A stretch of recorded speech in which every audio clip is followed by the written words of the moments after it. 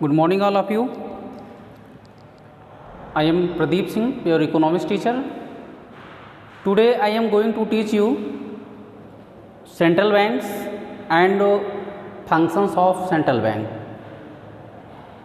Central bank is an apex body that controls, operates, regulates, and directs that entire banking and monetary structures of the country. तो इसमें आपके जो central banks होती है, central banks is an apex body of controls, regulates, operates and direct that entire banking and monetary structures of the country. So in India RBI bank, reserve Bank of India, RBI bank, Reserve Bank of India, it is established in 1935। इसको हम लोग central bank कहते हैं। और उसमें आपका जो bank होता है, जैसे आपके ऑल कंट्रीज़ होती हैं, ऑल कंट्रीज़ में आपकी एक सेंट्रल बैंक्स होती हैं, उसके जो फंक्शंस होते हैं, it is control all banks in a country. जैसे किसी कंट्री में जो आपकी ऑल बैंक्स होती हैं, उन सब बैंकों को कंट्रोल करने का वर्क जो होता है, ये आपका RBI बैंक जो है कंट्रोल करे। जैसे इंडिया में आपकी RBI बैंक है, RBI बैंक ऑल जो आपकी कमर्शियल बैंक्स हैं, नॉन कमर्शियल बैंक्स हुए, ऑल बैंक्स जो है RBI बैंक के थ्रू कंट्रोल होती हैं।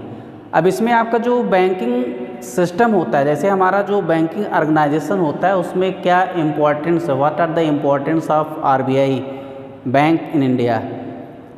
इसमें आपकी जो सेंट्रल बैंक होती है, अब इसमें डिकॉक के अकॉर्डिंग जो डिफिनेशन है, central bank is bank which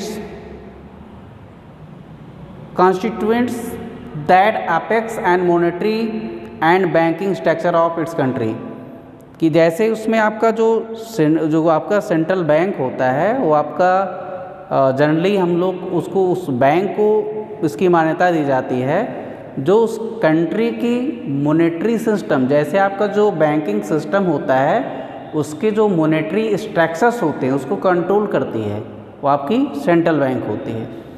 अब इसमें आपका बैंक ऑफ इंटरनेशनल एलिमेंट्स जो हैं, उनके अकॉर्डिंग कर देखते हैं कि आपका जो सेंट्रल बैंक्स होता है, उस बैंक को हम लोग सेंट्रल बैंक्स कर, जिसका मेन पर्पज़ होता है इशू टू करेंसी। जैसे जो करेंसी आपकी इशू होती है, उस करेंसी को इशू करने का वर्क जो है सेंट्रल बैंक के थ्रू होता है।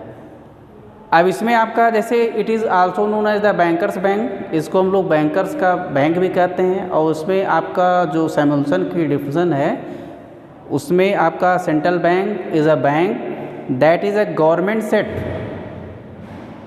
Up to handle the transactions of coordinate contact of commercial banks. Samuelson ने कहा कि आपकी जो सेंट्रल बैंक्स होती है, सेंट्रल बैंक आपकी जो बैंकिंग सिस्टम होता है, बैंकिंग सिस्टम में आपका क्रेडिट क्रिएशन का वर्क करती है।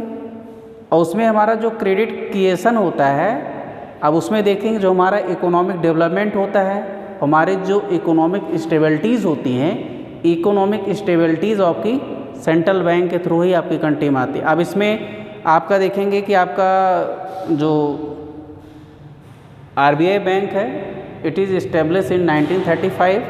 The head office of RBI bank in Mumbai, इसका जो हेड ऑफिस है आपका मुंबई में है।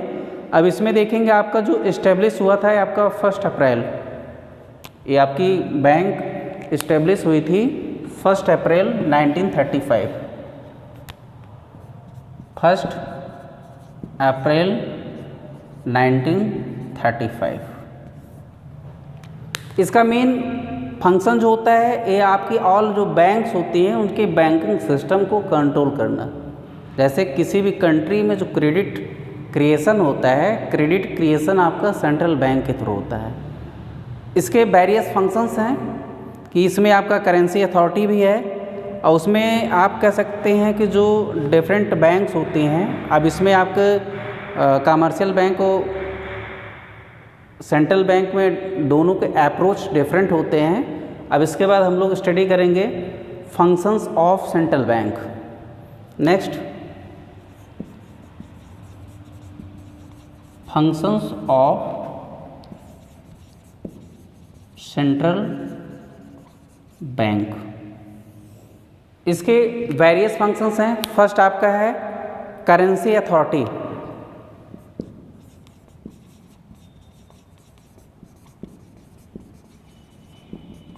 करेंसी अथॉरिटी का जो वर्क होता है ये आपका कमर्शियल बैंक के थ्रू होता है। अब इसमें आपका करेंसी अथॉरिटी मीन्स इसमें बैंक इशू करेंसी, इसी को हम लोग कहते हैं bank issue currency. Means central bank has soul authority for issue currency in the country. Central bank को अथॉरिटी होती है कि आपकी इसमें 1 रुपये की जो नोट होती है उसको छोड़ करके आपकी ऑल करेंसीज होती हैं आपकी सेंट्रल बैंक के थ्रू जो है इशू होते हैं।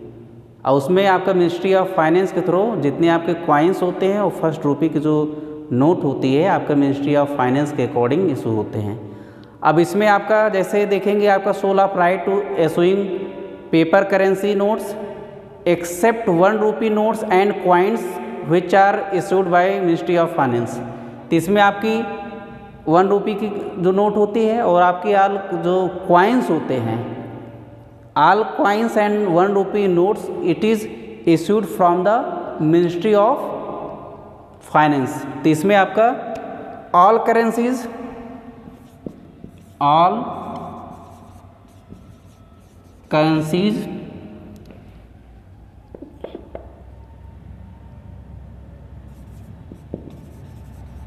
issues through RBI except 1 रुपये नोट। इसमें आपकी ऑल करेंसीज इशू होती हैं आरबीआई बैंक के थ्रू। इसमें आपकी 1 रुपये की जो नोट होती है वो आपका मिनिस्ट्री ऑफ फाइनेंस के थ्रू इशू होती है। मीन्स ऑल करेंसी जो इशू होती हैं सेंट्रल बैंक, इसमें आपका मॉनेटरी लायबिलिटीज़ होती हैं। आपकी आरबीआई बैंक की मॉनेटरी लायबिलिटीज़ होती है,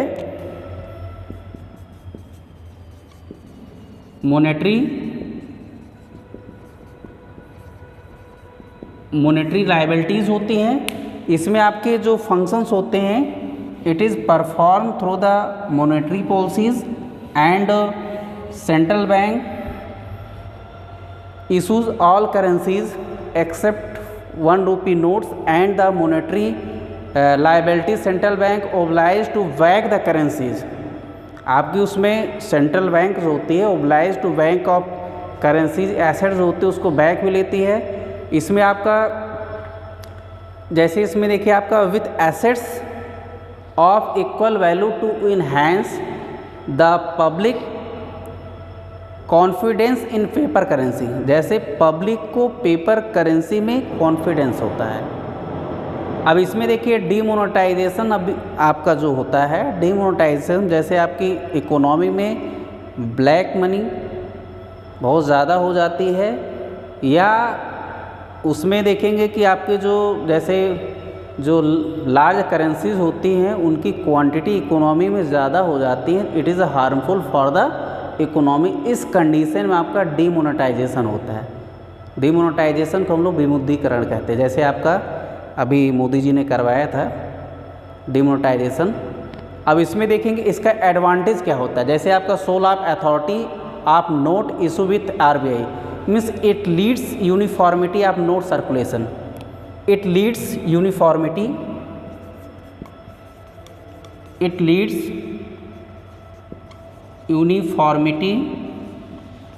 of currency, it leads uniformity of issue currency. इसमें आपकी जो करेंसी इशू होती है उसमें आपकी यूनिफॉर्मिटी होती है। अब इसमें जैसे आप देखेंगे कि it gives the central powers of influence money. आपकी जो आरबीआई बैंक होती है आरबीआई बैंक के पास सेंट्रल पावर्स होता है टू इशू द मनी। और उसमें आपके जो मेन फंक्शंस होते हैं जैसे इसमें आप देख सकते हैं कि जो हमारा part means it is a part of money supply का पार्ट होता है। जैसे आपका करेंसी इशू करती है आरबीआई बैंक, तो it is a part of money supply and it enables to government to have supervision of control over the central bank with respect to issue of notes. तो इसमें आपका जो supervision होता है, जैसे इसमें आपका गवर्नमेंट के सुपरविज़न में आपकी उसमें जितनी भी आपकी करेंसीज इशू होती है, आरबीआई इशू करती है, गवर्नमेंट के सुपरविज़न में होता है। Means it ensure public faith the currency system. इसमें आपकी जो आरबीआई बैंक होती है, जैसे हमारी जो पेपर करेंसीज होती है उसको पब्लिक को फेथ होता है। जैसे आपके देखते हैं कि कई जो है नकली नोटें भी चलती हैं, तो इसमें आपके आरबीआई गवर्नर की सिग्नेचर होती है, तब उसमें देखो बहुत ज़्यादा कॉपीज होने लगी हैं, तो हम लोग उसमें कई जो है आरबीआई बैंक सिक्योरिटीज़ प्रोवाइड करके नोट जो है आपकी इशू करती है। It helps to stabilisation of internal external value of the currency. इसमें आपका इंटरनल और एक्सटर्नल, जैसे इसमें देखते हैं स्टेबलाइजेशन होता है, आपकी जो सेंट्रल बैंक होती है इंटरनल और एक्सटर्नल स्टेबलाइजेशन करती है। अब इसमें आप कर सकते इट एनेबल्स टू, जैसे कर सकते हैं इसमें पब्लिक का फेथ होता है, पब्लिक इस पे जो है उसमें इस पे विश्वास करती है। अब इसमें आप देखते हैं कि आपका 1884 में जो इंग्लैंड, इसमें बैंक ऑफ इंग्लैंड ने पहले आपका एक करेंसी इशू किया था। इसमें 1888 में बैंक ऑफ इंग्लैंड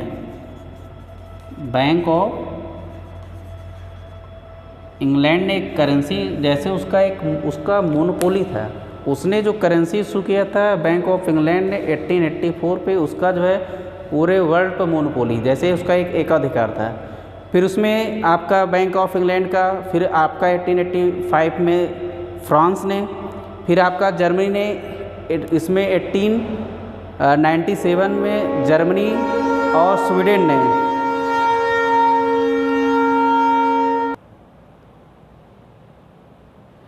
इसमें देखते हैं कि आपका जो नेक्स्ट सिस्टम था, इसमें गवर्नमेंट को, जैसे इसमें पब्लिक को जो है पब्लिक को इंश्योर करती है, जो हमारा पब्लिक होती है आरबीआई बैंक जो उसमें करेंसी इशू करती है, उसको पब्लिक को जो है उसके ऊपर विश्वास होता है।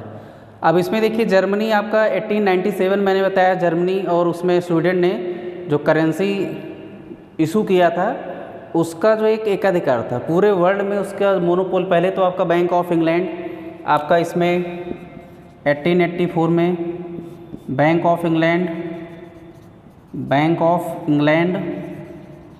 फिर 1885 में फ्रांस, इसके बाद 1897 में स्वीडन ने एक करेंसी जारी की, तो उसका जैसे इस पर एकाधिकार था। अब इसमें कह सकते हैं कि आपका जो नेक्स्ट, जैसे it helps to stabilisation of internal and external value of the currency.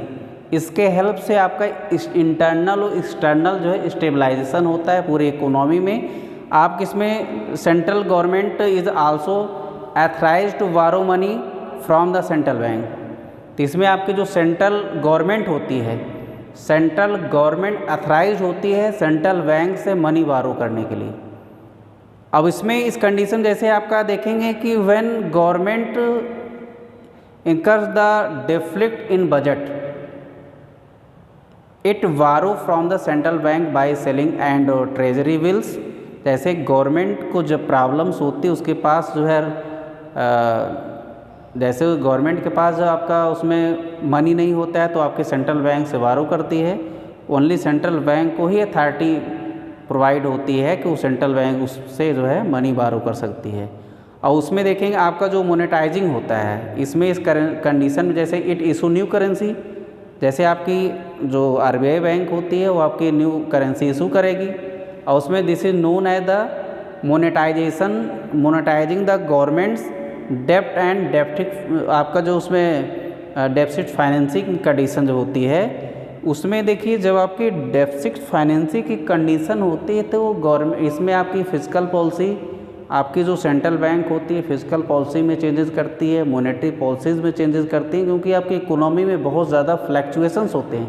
तो बहुत ज़्यादा फ्लैक्चुएशंस होते हैं उस कंडीशन में आरबीआई बैंक अपने मॉनेटरी जो पॉलिसी होती है, फिजिकल पॉलिसी होती है, उसमें चेंजेस करती हैं। और इसका नेक्स्ट फंक्शन है bankers to the government. Next function है bankers to the government. Bankers to the government, जैसे इसमें रिजर्व बैंक ऑफ इंडिया जो है it is act banker agent. इसको हम लोग बैंकर्स एजेंट कहते हैं। Means finance, it is also known as the financial adviser of the government. ये आपकी सेंट्रल गवर्नमेंट की फाइनेंशियल एडवाइज़र होती है। Means it is financial adviser of central government.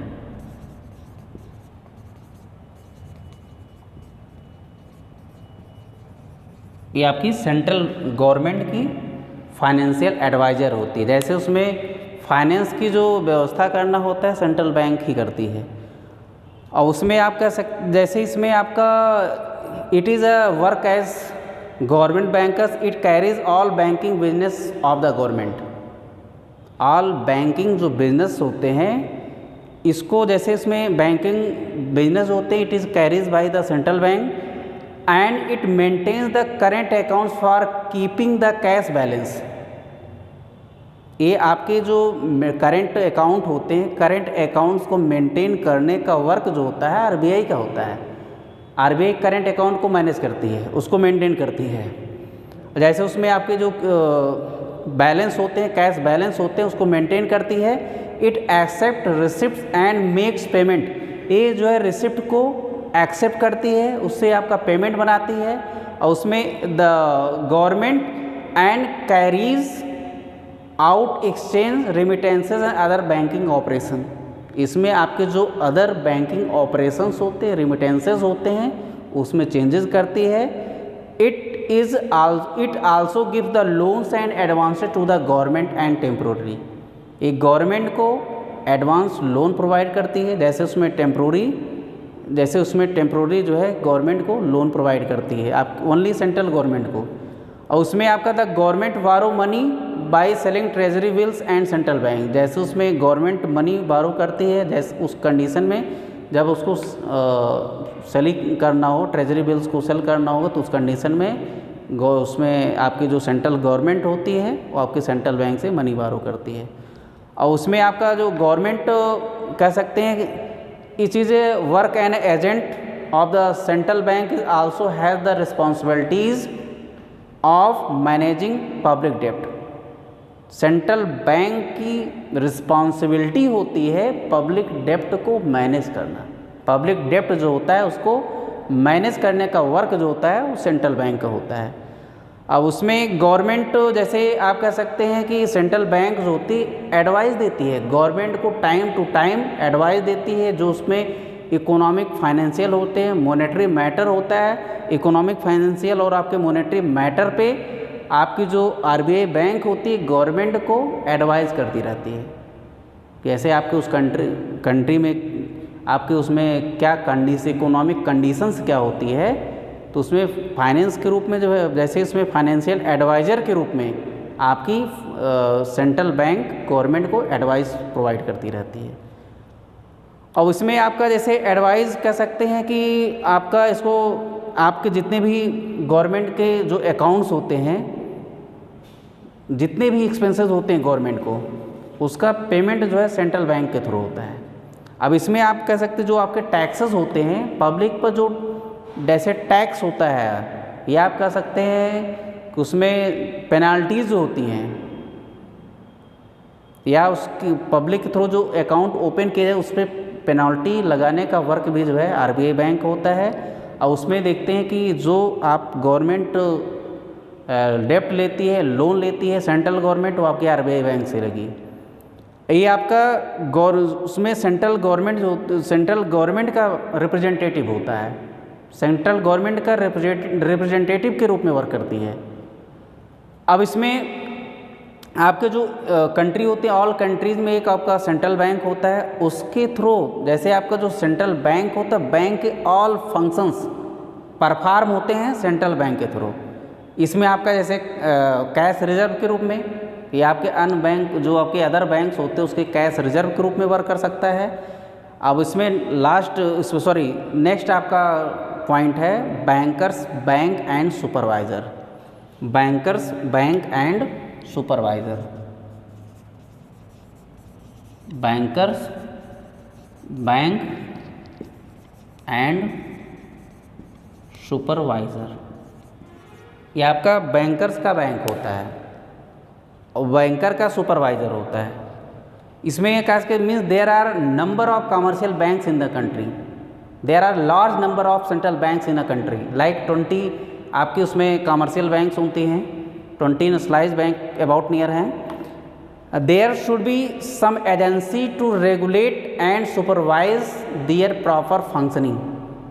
इसमें आपकी जो रेगुलेट करती है, जो आपकी प्रॉपर फंक्शनिंग के लिए उसको रेगुलेट करती है। आपकी जो बैंक्स होती है इसमें it is also known as the apex bank, central bank act as the banker of other banks. Central bank जो होती है अदर बैंक्स का बैंकर होती है। अदर बैंक्स को कंट्रोल करने का वर्क जो होता है वो आपका सेंट्रल बैंक का होता है। जो भी आपके उसमें चेंजेस करना हो, बैंक रेट या reverse repo rate, cash reserve ratio आपका 10% जो है आरबीआई बैंक के पास अदर बैंकों का होता है। जो भी आपके बैंकिंग सिस्टम में चेंजेस होते हैं वो आपके आरबीआई बैंक के थ्रू ही होता है। गवर्नमेंट जो आपके अदर बैंक्स होते हैं उसमें पेनाल्टी लगाने का वर्क जो है आपकी सेंट्रल बैंक के थ्रू ही होता है। अब इसमें it is the same relationship with commercial bank as the latter maintenance of the general. जैसे इसमें देखिए अदर बैंक का पब्लिक के साथ जो है बिहेव होता है, उसी तरह आपका सेंट्रल बैंक का अदर जो है बैंकों के साथ होता है। इसमें आपका custodian of cash reserves, custodian of cash reserve में आपका बैंक, इसमें बैंकर्स बैंक सुपरवाइजर में आपका फर्स्ट पॉइंट है कस्टोडियंस ऑफ कैश रिजर्व। आपकी जो कमर्शियल बैंक होती है required to keep certain proportion of the deposit, उसको रिक्वायरमेंट होती है जो आपका certain proportion of the deposit होता है। इसमें आप cash reserve ratio, cash reserve ratio को हम लोग जो है CRR से, ये आपका है कैश रिजर्व रेशियो, ये आपका 10% जो है अदर बैंक का जो कैश रिजर्व रेशियो होता है आरबीआई बैंक के पास होता है। अब इसमें आपकी जो सेंट्रल बैंक होती है, in this way central bank at the custodian of cash reserve of commercial bank, ये आपका कस्टोडियंस होता है जो आपकी अदर कमर्शियल बैंक्स होती हैं, अदर कमर्शियल बैंक का उसमें कस्टोडियन रिजर्व्स होती हैं आपकी सेंट्रल बैंक। और इसमें हम लोग कह सकते हैं कि जैसे इसमें lender to the last resort, next point है lender to the last resort means when commercial bank fail to meet their financial requirement. अगर उस कंडीशन में आपकी फाइनेंशियल बैंक फेल होती है तो उसमें जैसे कमर्शियल बैंक फेल होती है, अगर उसको फाइनेंशियल रिक्वायरमेंट होती है तो इसमें जैसे अदर सोर्सेज होते हैं, अदर सोर्सेज के अगर उसमें फाइनेंशियल जो आपकी कमर्शियल बैंक के पास अगर उसमें अमाउंट नहीं होता है, उसके पास मनी नहीं होती है, तो उसमें आपकी उस रिक्वायरमेंट को, फाइनेंशियल रिक्वायरमेंट को रिजर्व बैंक ऑफ इंडिया जो है फुलफ़िल करते हैं। इंडिया में रिजर्व बैंक ऑफ इंडिया है, अदर आपकी कंट्रीज़ में उसको अंदर नेम से भी जानते हैं।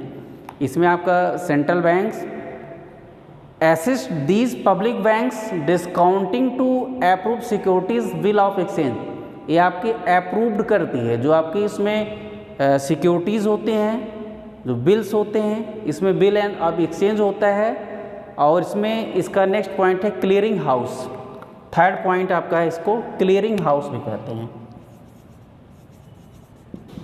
क्लियरिंग हाउस, ऑल बैंक के जो चेक होते हैं वो आपकी आरबीआई बैंक के थ्रू क्लियर होते हैं।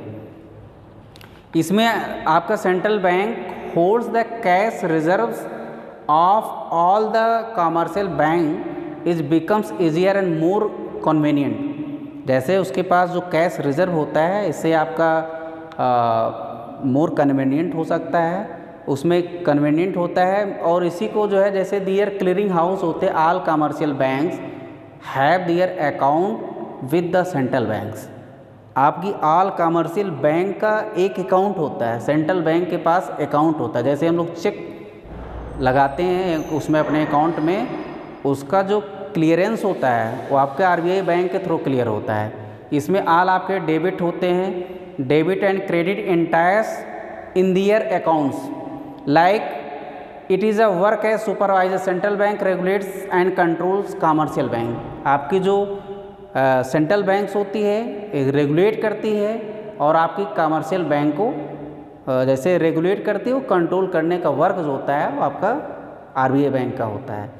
अब इसमें जैसे मेकिंग डेब्ट and credit entries their account, उसमें आपका डेबिट और क्रेडिट जो बनता है उसको जो है आपका सेंट्रल बैंक के थ्रू होता है। अब इसमें आपका लिक्विडिटी, जैसे इसमें आपका ब्रांच एक्सपेंशन होता है, लाइसेंसिंग होती है, इसमें लिक्विडिटी एसेट्स होता है, management and merging winding up etcetera जो वर्क होते हैं, it is control the exercised by periodic inspection. ये आपका जो उसमें पीरियाडिक इंस्पेक्शंस होते हैं, periodic inspections it is also control by the central bank and banks and the returns filed by them. इसमें आपका जो बैंक्स होता है, रिटर्न फाइल्स होता है, it is also control by the central banks.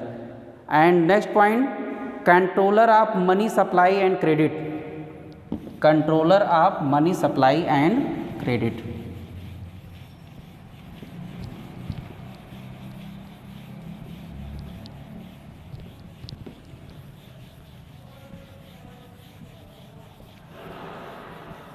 इसमें आपका है controller of money supply and credit. इसमें आपका जो क्रेडिट होती है, मनी सप्लाई का वर्क जो होता है वो क्रेडिट क्रिएशन का वर्क होता है। Reserve Bank of India is empowered to regulate money supply. इसके पास पावर होता है, जो टोटल आपकी कंट्री में मनी सप्लाई होती है वो आपकी आरबीआई बैंक के थ्रू होती है। Means economy through monetary policies, it is policy adopted by the central bank of an economy. जो मॉनेटरी पॉलिसी होती है, monetary policy adopted by the central bank, monetary policy adopted by central bank. Money policy आपकी adopted होती है central bank के through. Central bank monetary policy के through जो है उसमें आपका कैश रेशियो होता है, बैंक रेट जो होता है, SLR जो होता है, स्ट्रेटजी लिक्विडिटी रेशियो उसको बोलते हैं। अब इसमें आप कह सकते हैं RBI has sole monopoly in currency issue, it can control credit control and money supply. तो इसमें इंडिया में आपकी जो रिजर्व बैंक ऑफ इंडिया होती है उसको उसका मोनोपोली होता है, एकाधिकार होता है, ओनली वही जो है मनी सप्लाई करती है। अब इसमें देखेंगे आपका रेपो रेट होता है और एक आपका बैंक रेट, और उसमें जैसे आपका जो रेपो रेट होता है, repo rate is the rate at which central bank of country in case of India lends money in commercial bank to meet their short term needs. जैसे इसमें आपका जो शॉर्ट टर्म नीड्स होती है, central bank जो short term needs provide करती है, commercial bank जो शॉर्ट टर्म नीड्स होती है उसी को हम लोग रेपो रेट कहते हैं। या इसमें कह सकते हैं an increase in repo rate increase in cost of borrowing from the central bank. अगर रेपो रेट आपका इंक्रीज होगा तो उसमें हम लोग कास्ट ऑफ बोरोइंग जो उसमें सेंट्रल बैंक से हम लोग जो लोन लेते हैं उसके इंटरेस्ट रेट में भी इंक्रीमेंट होगा, वो भी आपका इंक्रीज होगा। मींस रेपो रेट इंक्रीज होगा तो हमारा बैंक रेट भी इंक्रीज होता है। और इसमें आप कह सकते हैं कि जैसे उसमें जो हमारा इंटरेस्ट रेट होता है वो इंक्रीज होता है, बैंक रेट तो अभी हम अलग बताएंगे। इसमें आपका जो बैंक रेट होता है, bank rate is also known as the discount rate. इसमें आपका रेपो रेट के बाद बैंक रेट, बोथ में डिफरेंसेस होते हैं। Bank rate is the rate at which the central bank of country leads money to commercial bank to meet their long term needs. Means RBI has been actively using bank rate to control credit. इसमें आपकी RBI bank rate का use करती है, उसमें आपकी जैसे control करने के लिए, क्रेडिट कंट्रोल करने के लिए उसमें बैंक रेट का यूज़ करती है। Bank rate has the same effect as that repo rate. Bank rate का भी सेम इफेक्ट रेपो रेट का ही होता है। अगर इसमें देखिए जैसे increase bank rate increase the cost of borrowing, bank rate आपका इंक्रीज होगा, जो हम लोग लोन लेते हैं आपके सेंट्रल बैंक से, आपके कमर्शियल बैंक से लोन लेंगे तो उसका इंटरेस्ट रेट भी हाई होगा। बैंक रेट लो होगा तो आपको जो लोन बैंक होती है वो चीपर होगा, उस पर इंटरेस्ट रेट लो होगी। और उसमें आपके commercial bank to create credit, commercial bank जो क्रेडिट क्रिएशन का वर्क करती है, कमर्शियल बैंक के थ्रू ही जो है आपका क्रेडिट क्रिएशन होता है। Okay, thank you so much.